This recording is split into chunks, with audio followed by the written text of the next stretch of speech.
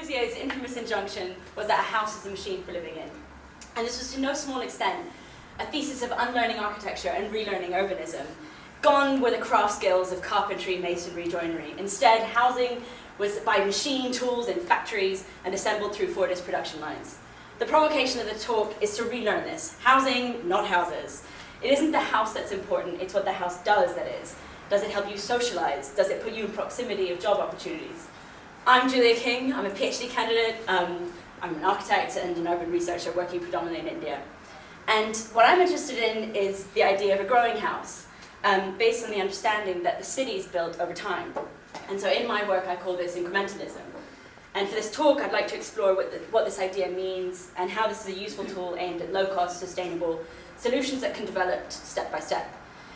My PhD research has taken me to a slum resettlement colony called Savdagevra on the edge of Delhi, where most residents build their own homes, which are invested in over time, through gradual small improvements starting with a shack and ending with a consolidated two-story plus structure made of brick and concrete. And I entered this field really enthusiastically, like I'm gonna work with housing. But I quickly realized that if I wanted to talk housing, I had to talk shit first. Why? Too quickly. Keep going. This is interesting. Oh, unless it's not. Is it stuck? Oh no. Okay. This is why. This is a typical transition. In 2010, the house on the left, the family would wash outside and defecate in an open field. And in 2011, all these activities have moved into the house. So this investment is often triggered by a sort of a daughter coming of age or a bride entering into the family home, and is centered around the inclusion of a toilet. And this toilet usually comes with a pit underneath the house that discharges black water into open drains. And so it's in this context that I started thinking about how we could address sanitation. And the project that emerged has principally 4 key components: assisting in the design and construction of in-house toilets, building sewers, primary and secondary treatment in the form of decentralized wastewater treatment plant.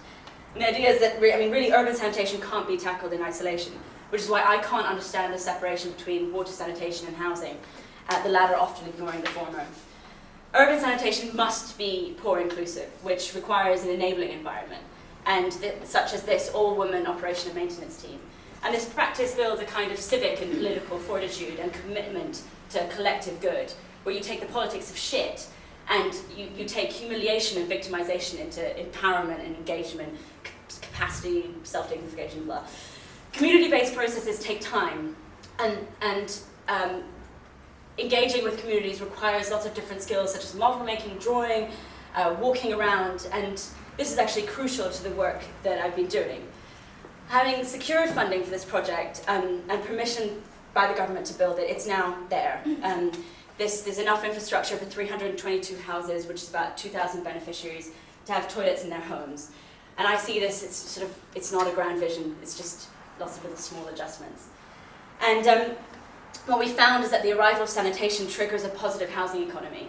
So as residents seek to invest in their homes to put in toilets, we can support this technically, but also they need access to credit. And what I found is that what's standing in the way is the inability of the formal housing finance institutions to reach credit to slum households. So a lot of my work is now looking at how we can connect financial institutions to homeowners, such as this initiative by the Bank of India, which is for the first time in Savdagevra, thousands of residents are having savings accounts. Credit was one of the fundamental issues of conflict between informal and formal economies when it comes to housing. So aside from credit, I've also been working on ways to facilitate this vertical incremental growth.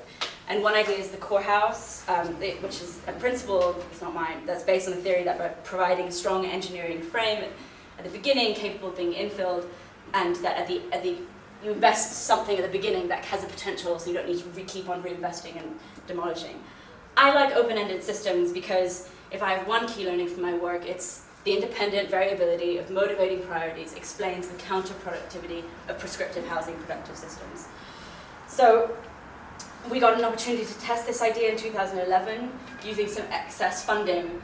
Working with an NGO, we set up a housing revolving credit subsidy and began working with a family who owned 2 plots back to back. And it was kind of a basic core house with shared columns to reduce the cost. And the project was linked to a livelihood scheme which is a water plant. This is the plant, and that's so that you can ensure that they can repay back their loan. And this is a sort of a water kiosk. It's a simple RO plant which treats polluted groundwater and distributes it locally, which is only used for drinking purposes. However, this treatment process generates a lot of wastewater when the filters are backwashed. So we were exploring ideas of how to use this water to flush toilets. This is kind of ongoing work, it hasn't happened yet. And you can see construction on the right. And I think this is, at this point, is when I've been doing this work, I've kind of found, as an architect, I found that there's a sort of a great place for me to be, which is in between the social world of the NGOs and the technical world of engineering. And so I believe in myself as sort of a generalist and not a specialist, and using that kind of the ability that architects have to see something holistically, but also at that kind of little detail. And this is my incremental manifesto. So forms that can change, space as a resource, low capital investment, slow, at least one generation, sensitive to local, mixed zoning, open-ended. So incrementalism is it's meant to be a way to break with that kind of high capital intensive way of building. And I'm not just saying self-build, I'm actually more meaning like local build.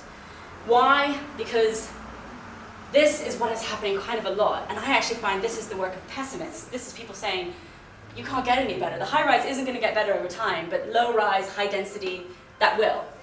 And that's the end of my Pechakucha. Thank you very much. My preferred talking time is about 2 to 4 hours. So if you want to get in touch and go over any of this stuff in detail, it's just a sort of small snippet of my work.